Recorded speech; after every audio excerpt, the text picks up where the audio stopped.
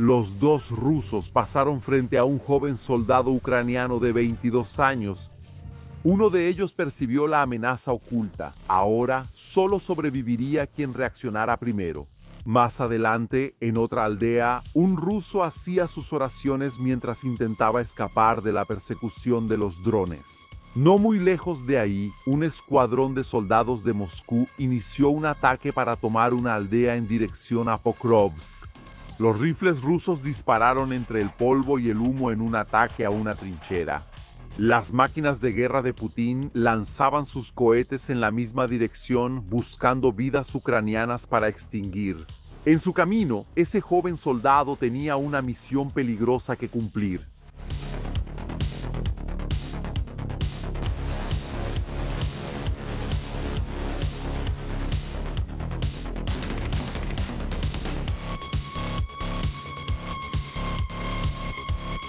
Lo llamaban simplemente el florista, un indicativo de guerra sencillo para un joven soldado enviado a una de las peores partes del frente ucraniano.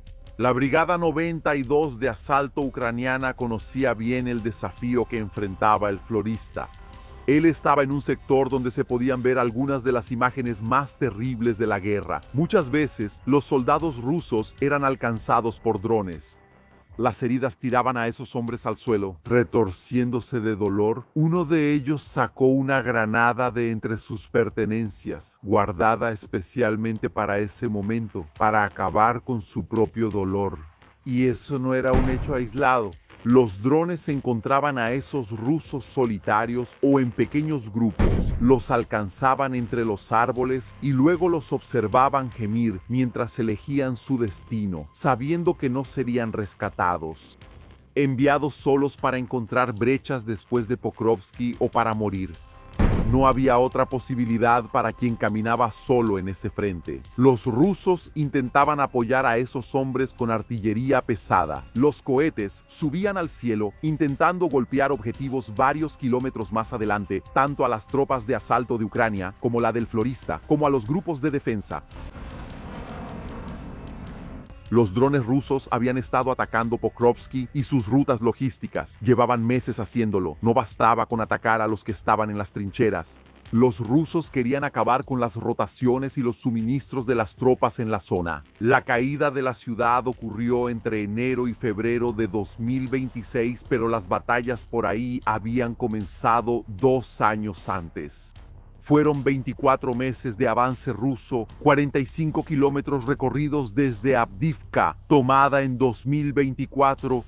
Era un promedio de 1.8 kilómetros por mes, mostrando lo duros que eran los combates en esa región.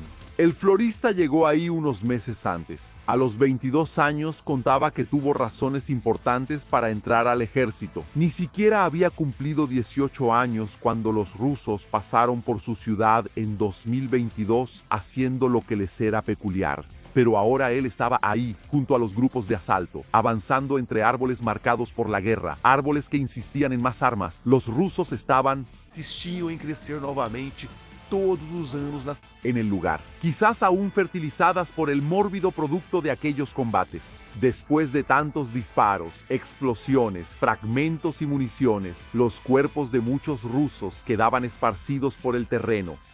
Algunos se rendían, siendo obligados a caminar con las tropas de asalto hasta los campos de prisioneros.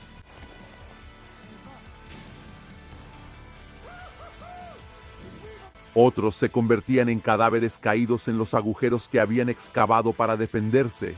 Eran lugares donde los soldados tal vez habían descansado lado a lado con vivos y muertos antes de partir, dejando atrás el resultado del combate, que alimentaría a los árboles en la siguiente estación. Por supuesto, los rusos también realizaban sus asaltos contra las posiciones ucranianas. Los hombres con suerte lograban caminar en pequeños grupos o encontrarse con sus compañeros en las posiciones que habían alcanzado. Sin ser vistos por los drones, buscaban trincheras que pudieran tomar por sorpresa. Cuando eso formaba parte de sus órdenes, los rusos se acercaban con cuidado, dejando que el silencio precediera al caos. Cuando estaban lo suficientemente cerca, permitían que el sonido sordo de la granada diera inicio al evento de muerte y fuego que seguiría en los próximos minutos. El humo salía de la trinchera ucraniana, donde los explosivos habían detonado, pero todavía había hombres vivos ahí adentro, disparando de vuelta.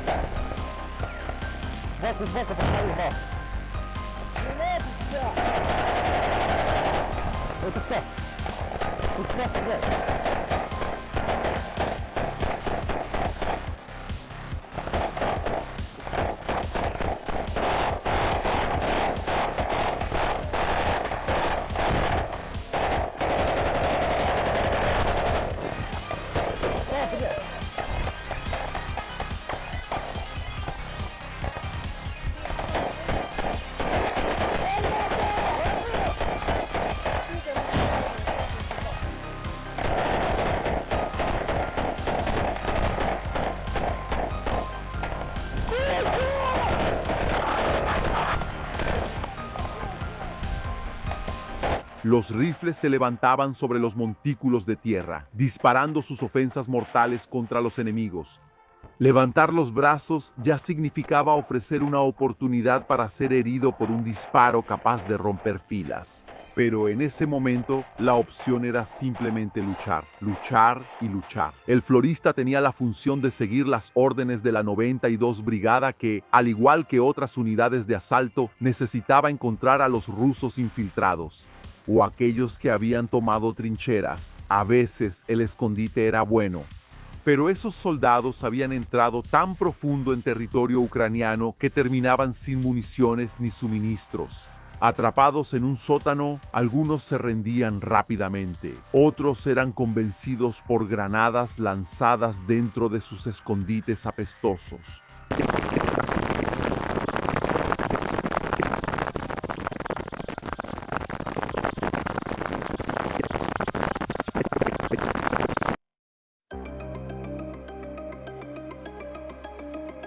O florista vivia em Irpin no momento da invasão.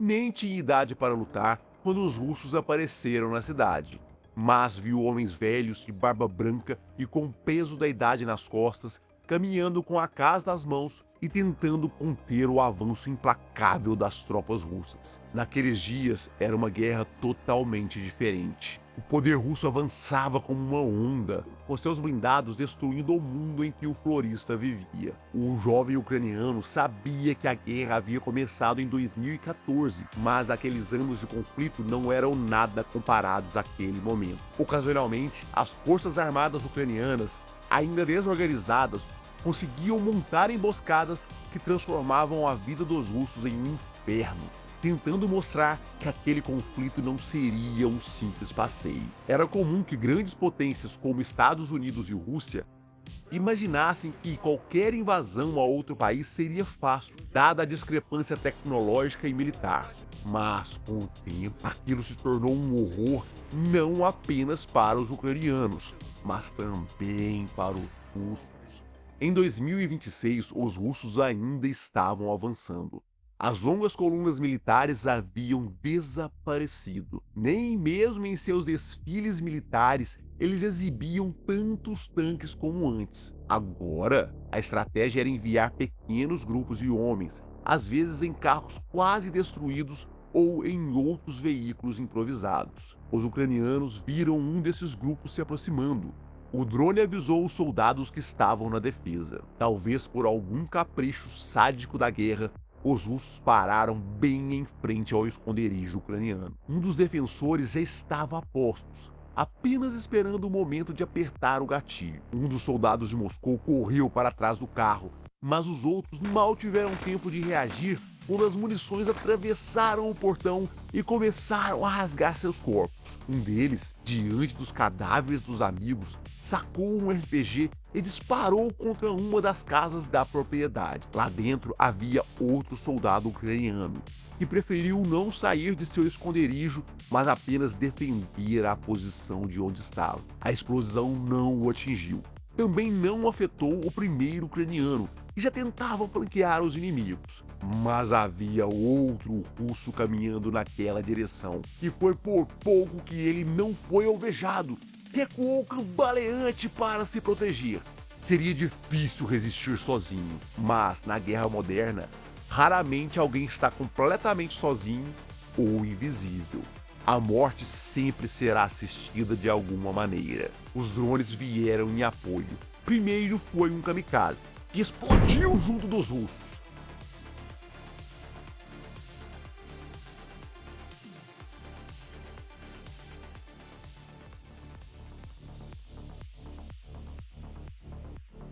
Depois um drone bombardeiro surgiu para soltar granadas. O russo que começava a circular a casa foi atingido.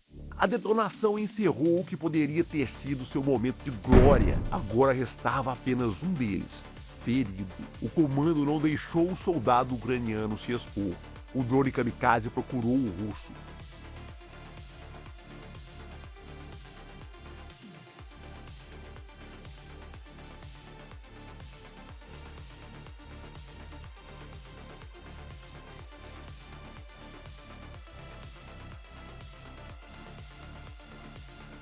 Cayó gimiendo por un rato, revolviéndose en el suelo hasta que el bombardero soltó otra granada. La confirmación de los cadáveres de los 5 rusos marcó el final de esa pequeña batalla. Tampoco era fácil para los ucranianos, ni un poco. A pesar de la degradación de la calidad de las tropas rusas, todavía había grupos de asalto muy competentes, como uno de los que llegó a Novorodivka en el camino hacia Pokrovsk. Avanzaron hábilmente entre las construcciones, iniciando un tiroteo contra los ucranianos y lanzando granadas por rendijas y ventanas. Los rusos rodearon cada una de las habitaciones donde los ucranianos se escondían.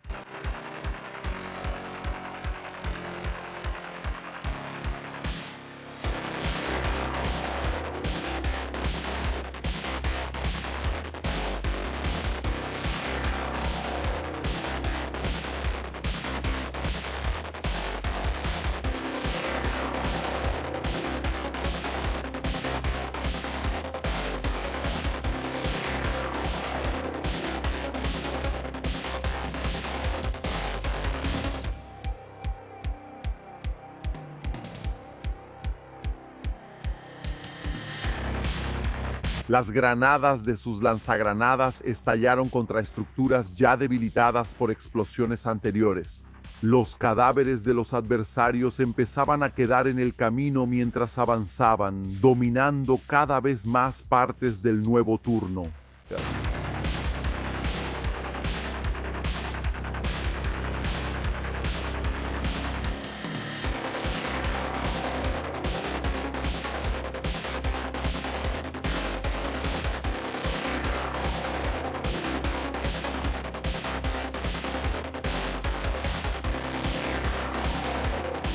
Cuando era difícil sacar a algún ucraniano de una posición, los rusos se organizaban para lanzar minas antitanque dentro de los edificios. El derrumbe acababa con las posibilidades de resistencia. Los cadáveres no devolvían el fuego. Y quien sobrevivía ya tenía la moral y el coraje sepultados por la derrota, por el dolor en el cuerpo y por los rifles rusos que venían a verificar el resultado de las explosiones. El florista conocía esos enfrentamientos. Había muchos videos mostrando la situación del frente para quien quisiera ver. Los drones rusos perseguían a los ucranianos. La muerte era abundante y rápida. Dependiendo del periodo y del sector del frente, la vida de un soldado podía ser corta. El florista temía ser enviado al combate solo como un pedazo de carne para ser triturado por la guerra. Pero eligió la Brigada 92 de asalto por su fama. Allí los hombres eran bien tratados, los heridos eran rescatados y acogidos.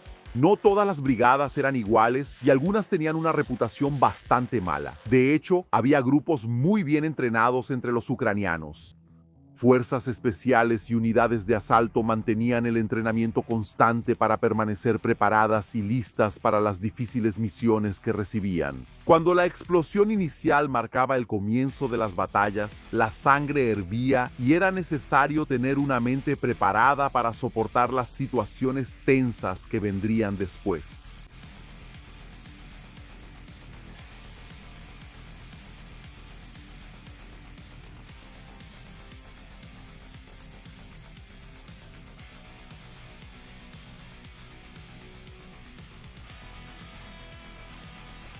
A guerra não perdoava erros.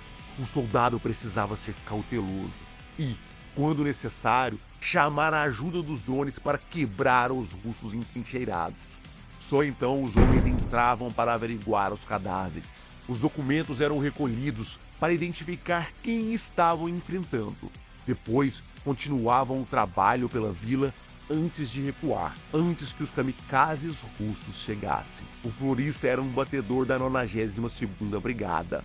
Por isso, sua missão era avançar com outros soldados para encontrar os russos na Zona Cinzenta. E foi isso que o levou a um dos momentos mais tensos de seu combate.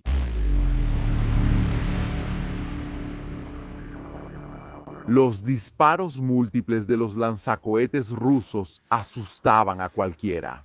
Eran decenas de proyectiles que, en poco tiempo, ya caían sobre las posiciones ucranianas. Era mortal y totalmente impersonal. Apenas una ola de destrucción, diferente de los drones que marcaban los rostros de los soldados que cazaban. Era horrible ser perseguido por uno de esos kamikazes. La sensación era que no había forma de escapar. En los comentarios de internet había varias soluciones mágicas, pero la realidad era mucho más complicada. Las redes antidrones eran difíciles de conseguir y podían enredarse en obstáculos. Llevar una escopeta aumentaba la carga de munición y armamento del soldado, y no siempre funcionaban. El florista escuchó historias de hombres que dispararon contra drones y fallaron. En otros casos, el dron solo era alcanzado parcialmente, pero simplemente seguía por inercia y explotaba cerca, hiriendo o matando con las esquirlas que volaban. Lo que el florista tenía eran granadas y su rifle. En esas incursiones, intentaba sobrevivir siendo rápido, doblando las esquinas con sus compañeros hasta el punto donde debía ejecutar su misión. Y mirando al cielo con su arma cuando escuchaba los drones. Él usaba un CZ Bren 2 de fabricación checa. Era un arma confiable y lo salvó varias veces. Era difícil acertar un dron con ella, pero cuando eso pasaba, era casi como volver a nacer. Era arriesgado, por lo tanto, entrar en la zona gris y participar en esos combates viscerales contra los rusos. Cuando lograban establecerse en un lugar y reunir a más hombres, los rusos resistían por más tiempo. Solo después de mucho combate, algunos de ellos se rendían. Aún así, siempre había quienes no lo hacían ni con bastante incentivo, como las típicas granadas lanzadas en la oscuridad de los sótanos.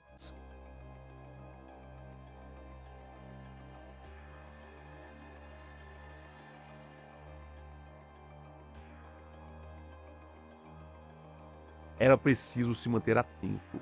Houve casos de russos se movendo, retirando granadas ou armas escondidas para um último ato heróico. Alguns tiros de alerta costumavam afastar essas ideias glamurosas e cinematográficas. Ao serem interrogados, os prisioneiros revelavam que vinham de todo lugar da Federação Russa. Kaliningrado, Tyumen, Rostov-on-Don, Krasnodar, Samara, Daguestão, todas as regiões estavam representadas, principalmente as mais pobres. Grupos reunidos daquela forma eram perigosos. Era assim que os russos se acumulavam aos poucos dentro das cidades.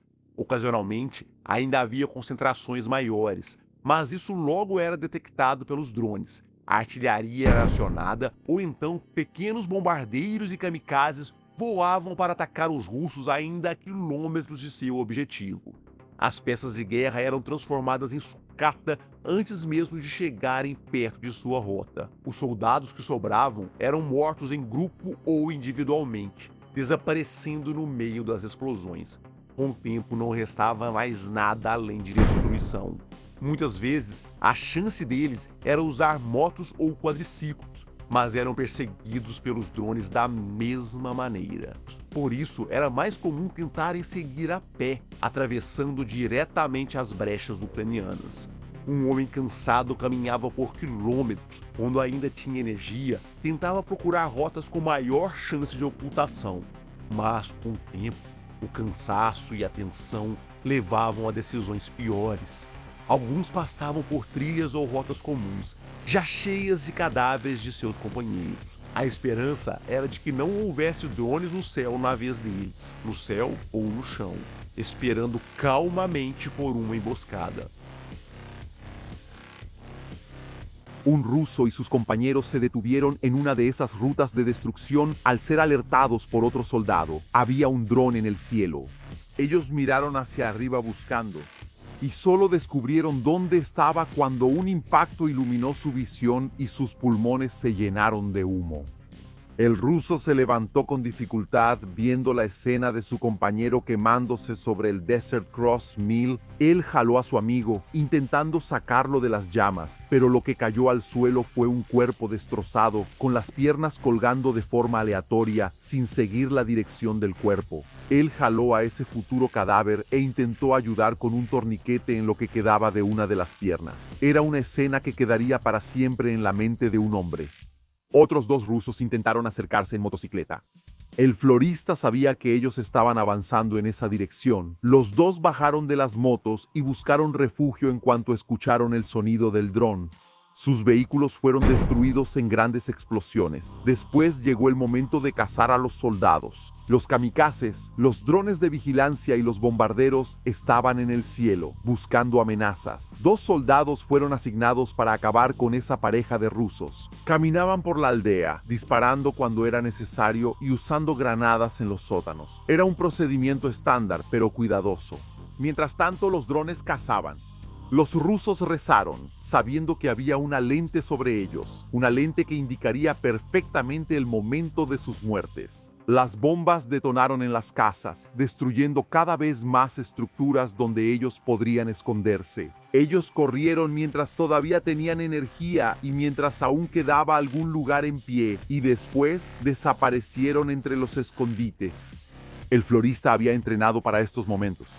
Él avanzaba como explorador. La misión era infiltrarse en posiciones avanzadas y operar desde la llamada zona gris, recolectando inteligencia en tiempo real sobre el enemigo. Necesitaba identificar trincheras, campos minados, fortificaciones y rutas de abastecimiento. Fue en ese momento cuando escuchó el sonido a lo lejos. Hoy, las motos rusas se estaban acercando. Si esos hombres hubieran llegado silenciosamente a pie, tal vez habría sido el fin del florista. Pero él y su compañero permanecieron ocultos, solo observando a los rusos pasar. El ruso que venía atrás los vio. Su reacción fue acelerar la moto. En cuanto el ruido del motor se intensificó, el sonido del hippie lo acompañó. El florista disparó hasta que los dos cayeron. Después siguió disparando hasta estar seguro de que estaban muertos. No había espacio para errores. Él tenía 22 años y aún le quedaban meses de contrato. En una guerra de viejos había muchos chicos que querían ser héroes. El florista no. Él solo quería luchar por Ucrania y sobrevivir a las oleadas de ataques de los rusos. Las películas de guerra habían quedado atrás. Ahora, él solo veía videos cortos de héroes muriendo en su país y de soldados intentando sobrevivir en medio del caos. El florista solo esperaba llegar con vida a su próximo cumpleaños. Él no quería ser joven para siempre en una foto sobre una tumba con una bandera. Quería ver el final de ese conflicto, aunque estaba casi seguro de que nunca vería el final de la guerra. Sentía que nunca volvería a tener paz. El conflicto entre Rusia y Ucrania podría terminar en los próximos años. Y, después de que pasara, la guerra acompañaría al florista para siempre.